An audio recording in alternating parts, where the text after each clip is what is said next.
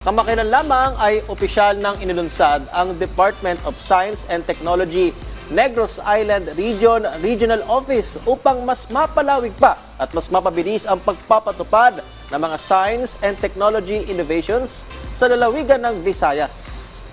At kaugnay nga po niyan ay makakasama po natin ang OIC Regional Director ng DOST Negros Island Region na si Engineer Rowen Gelonga. Magandang umaga po, Engineer, at welcome dito sa May Rise and Shine Pilipinas. Yes, good morning. Magandang umaga po sa lahat. Thank you po. Yes, Engineer. Good morning nga po. Si Patrick po ito sa pagbubukas po ng Regional Office ng DOST sa Negros. Ano ang key priorities at initiatives ng bagong DOST NIR Office? Well, essentially po, yung ating priorities will still align with the priorities of the Department of Science and Technology in general. So, hindi naman po as if we are creating new provinces or new operations, but rather we are just reorganizing the operations of the Department of Science and Technology in accordance po sa ating Negros Island Region Law, which was passed into law by the President, or rather signed into law by the President last year, noong June 11, 2024. So we will still align with the priorities of DOST, particularly in the 4 pillars na binibigyan po ng priority ng ating Secretary, which are in the areas of human well-being, wealth creation, wealth protection, at saka po sustainability. So the projects will still be the same, but of course, we have to take into consideration the priority economic sectors also of Negros Island region. And doon kami may konting calibration because as we know, Negros Island region is the biggest producer of sugar in the country. So more than 50% of our sugar production is actually produced by both Negros Occidental as well as Negros Oriental. We have more than 50% of the lands there devoted to sugar cane production. And because of that, we will be giving special focus on the sugar industry, among many other things. Well, sir, maaari niyo po bang ibahagi ang timeline ng full operation ng DOST NIR Office? Well, essentially po, yung ating DOST NIR Office has already been formally and officially established last month, January 10. That is when we created officially the Negros Island region by way of a special order signed by DOST Secretary Vinecio Didong. So kumuha na po tayo ng ilang personnel ng DOST 6 tsaka ilang personnel ng DOST 7, and they are now comprising the interim regional office of DOST. So as far as we are concerned, fully operational na po yung ating DOST NIR office. However, we have to take note that hindi pa po kasali sa ating national budget this year, 2025, ang NIR. So what is now happening is that we are not only deploying organic personnel from the 2 regional offices, as mentioned before, but we are also using the budget of DOST 6 as well as DOST 7. But just the other day, we also had a meeting with all the regional directors and designated heads of the government agencies in NIR, and we are now preparing the budget, talaga separate budget of NIR for 2026. Sir, isa nga po sa ilulunsad ninyo sa Negros ay ang DOST iHub. Paano po ba masusuportaan ng iHub yung innovation, research at technology transfer sa rehiyon ng Negros? Well, yung iHub or yung Innovation Hub natin is a priority project also of our Secretary.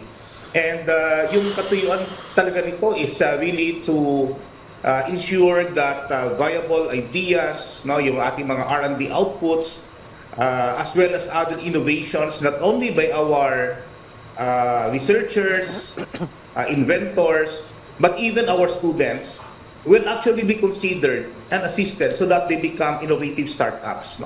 So we know full well the importance of business and industry growth and development in the country. So kailangan natin suportahan yon.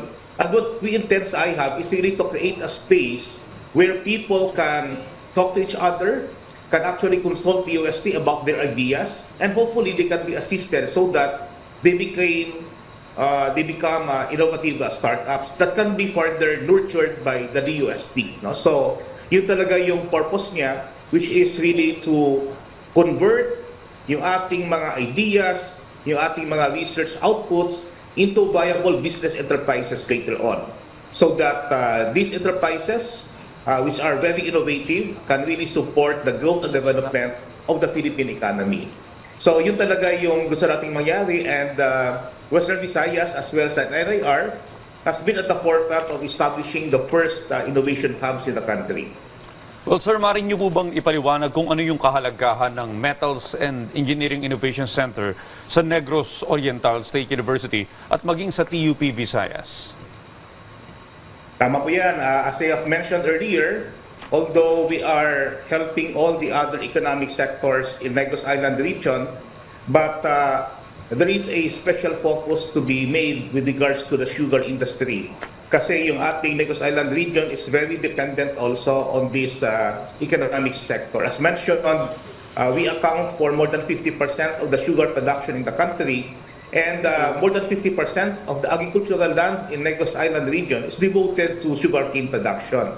And because of that, we need to really level up the competitiveness of the sugar industry among other priority sectors of the national government, of course, and of the local government units. No? And that is where the MEIC comes in very critically. Kasi ito ating mga Metals and Engineering Innovation Center, magkaroon niya ng mga focus depending on the priority sectors ng ating mga provinces.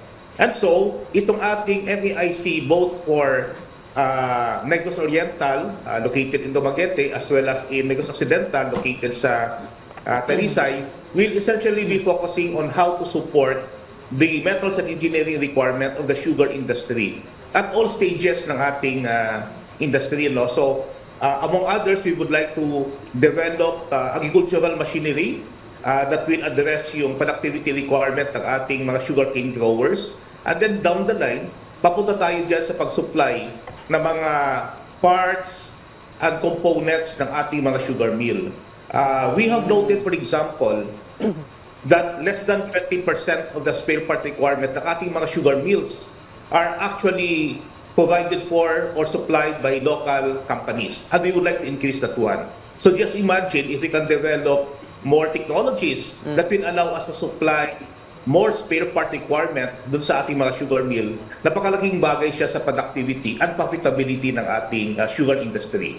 And of course, we are not ignoring yung requirement for other priority sectors like sa food processing, furniture production, even sa natural fibers and textile sector natin. These are things that we are also giving attention sa ating Metals and Engineering Innovation Center. Sir, ano naman po yung nakikita ng DOST na magiging kontribusyon ng Alpha Bacolod Accelerator sa innovation ecosystem ng buo pong Negros region? Malaki siya actually, no? Kasi parang yung ating innovative startup ecosystem, it's really talagang ecosystem siya, no? Yung sabi nga nila, if it takes it takes a village to raise a child. In the case naman ng ating innovative startup, kailangan din ng maraming players and stakeholders so that talaga man-nurture natin yung ating mga research outputs and innovative ideas finally into becoming and transforming them into viable business enterprises. So kung tingnan mo talaga, para siyang mahabang process. We first start with innovative ideas that will be nurtured sa ating innovation hubs or iHubs. Pag medyo maganda na yung idea niya, and we have already seen its market potential, then we will endorse these innovative startups to our technology business incubation facilities or TBIs. And we have also one of the most number of TBIs in the country, no? So halos lahat ng universities in Western Visayas and of course NIR have already their own technology business incubation. So dito sa ating mga TBIs, dito natin siya further i-develop yung ating innovative startups. Pag medyo mature na siya and ready for the market, we can already push them to the next stage, no? So yan na yung acceleration stage natin. And we are very glad because in Negros Occidental and in Bacolod in particular, we have this accelerator program, the Alpha Accelerator, which is not only being implemented by DOST, but strongly partnered already with the city of Bacolod and other government agencies. No? So parang labas nito, para siyang chain of assistance that are being given or that is being given to our innovative startups. So we start with the innovation hubs where the initial ideas are discussed and nurtured. Ipapasok natin sa technology business incubator facilities. Pag medyo mature na siya, i-forward natin sa accelerator. Parang ready na siya for take-off talaga.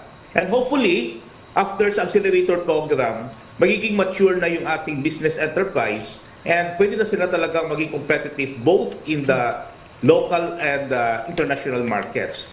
Along the entire process, no? So within the entire process, the DOST Propel program will be assisting us. No? So just recently, DOST also launched the Propel program, which is essentially geared towards the commercialization, particularly of our research and development outputs. I would say that Bacolod City is one of the first cities ever that have an accelerator program. And yung concept talaga nito is really to further assist, particularly sa other dimensions ng being a viable startup, yung ating mga clients dito and make them more competitive in the market already.